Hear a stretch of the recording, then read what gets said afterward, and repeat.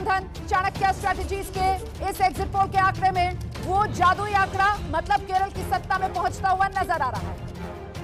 EVM खुलने से पहले शून्य सीटों पर सिमट गई भाजपा, सर्वे में बुरी तरह पस्त हो गए मोदी शाह।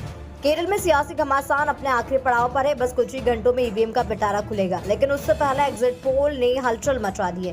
क्या बीजेपी को फिर झटका लगेगा या कांग्रेस एक बार फिर जीत की कहानी लिखेगी? लेकिन एग्जिट पोल में विपक्षी गठबंधन यूडीएफ के सत्ता में वापसी का अनुमान लगाया जा रहा है और लेफ्ट को बहुमत के आंकड़े से पीछे माना जा रहा है। पहले इस हर 5वें साल हो जाता था, लेकिन इस बार सत्ता में बदलाव 10 साल बाद होने का इशारा कर रहा है। एक के बाद एक लेफ्ट का किला ढहता जा रहा है। आइए नजर डालते हैं दोस्तों केरल में इन एग्जिट पोल के आंकड़ों पर कि किस तरह से एनडीए शून्य सीटों पर सिमटती नजर आ रही है और लेफ्ट को झटका लगा है। केरल की एलडीएफ को 58-67 सीटें मिलती नजर आ रही, यूडीएफ को 70 से 80, एनडीए शून्य सीटों पर सिमट सकती है।